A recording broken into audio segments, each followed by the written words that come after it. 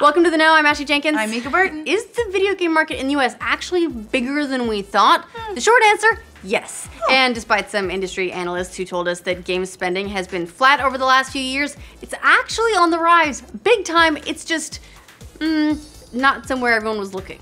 So why were the experts wrong? It has to do with the shadowy world of digital sales of video games. So the problem is, how do you estimate all the money being spent on video games when more and more is being spent digitally? And as it turns out, digital sales are the hardest to count, so the reality is we still don't have a 100% accurate picture of how the industry is doing. But thanks to some new data, we have a better idea, at least.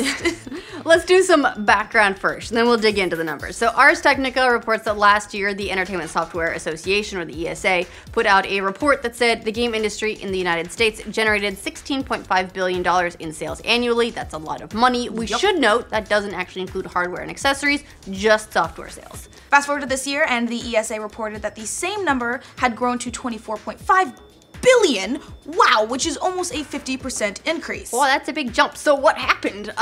Did millions of people just suddenly start buying more games? No. It turns out that the ESA's tracking firm NPD updated its numbers, basically saying, oops, our bad, we got some new information. These numbers are actually the real deal. And like we said, the change was pretty significant, 50% increase just about. So a lot. What's even more interesting is that the old numbers were showing that the game market in the US had been declining a little bit over recent years. But now the updated numbers show the US gaming market has actually been growing at a 5 to 8% every year since 2012. And while the physical share of the US game market is dropping quicker than previously thought, digital and overall sales continue to grow. All right, so why do all these numbers change, and why do they change after the fact? Well, it mostly has to do with digital sales of games, which have been growing over the last few years, no surprise to anyone. But it turns out they've been growing way faster than anyone expected.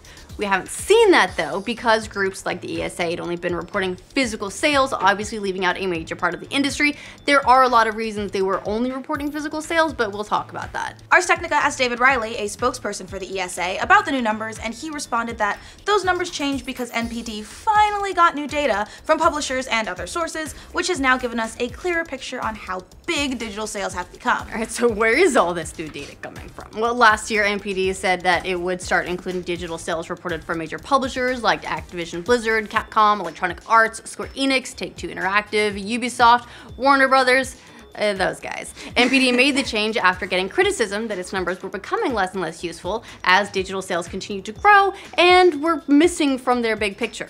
But still, there are some pretty major absences in NPD's data. It still doesn't have figures from Sony, Nintendo, and Microsoft. Yeah, those are some big misses. Those are some major players, and it also doesn't have data from big publishers like Namco Bandai and Sega. Okay, less so, but still you know, good to have.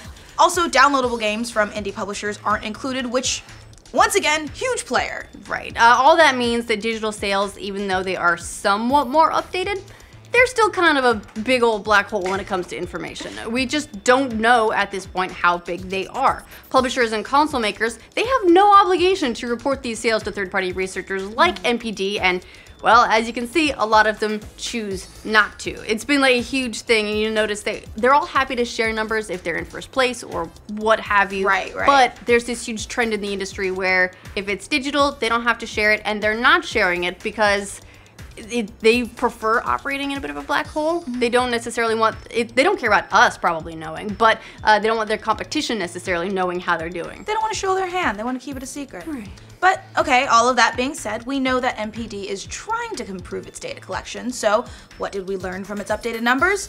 How much bigger is digital? A lot. A lot bigger.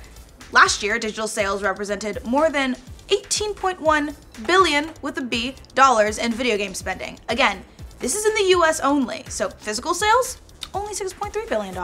That's almost a third of digital, and now back up to 2010, and digital sales accounted for only $5.4 billion of sales compared to the $12 billion in physical sales. So basically that means, as Ars Technica put it, the industry has undergone a massive shift without anyone really knowing the full extent of it. I mean, 6 years ago, the US game market was 2/3 physical. Now, it's 3/4 digital. That's a huge shift. Huge shift. As Ars Technica said, the idea of buying games on a tangible disc or cartridge is quickly becoming a shrinking niche, completely overwhelmed by purely digital spending. Which is why you're seeing retailers like GameStop probably shitting their pants as they market for physical games and used games keeps shrinking. Meanwhile, game publishers love digital sales because, as we've reported many, many times, they make a lot more money off them than their old school physical counterparts. They haven't dropped the price to account for the lack of needing to like print and ship discs, partially to keep retailers happy, because if they compete too heavily with the retailers stop carrying their stuff. They do still rely on them for a pretty significant portion of their income,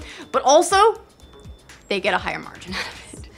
The bottom line is that it continues to be an ever more digital world, and video games are right on the forefront of it. And while we don't know exactly how much money they're making, it's safe to say that it is a lot and it continues to go up. That's a quantitative number. Yeah. A lot. What do you guys think of these latest numbers that show we're actually spending a lot more money on video games in the US, and that there's been a huge shift to digital that hasn't actually been fully seen up to this point? And honestly, given the fact that a lot of indie developers also are reporting in, could be even higher than 3/4 digital at this point. Are you buying more digital than physical these days? We can't all be Eddie. We can't all be Eddie, although I like it when Eddie buys physical copies because sometimes our downloads just take too darn long. Eddie's our savior. Yeah, how do you feel about it all though? Let us know in the comments. And for all your gaming industry news plus lots of big numbers, be sure to like this video and subscribe to The Know. Welcome to The Know, I'm Ashley Jenkins. I'm Mica Burton. Is the US video game market in the... Wait, hold on. I already fucked it up.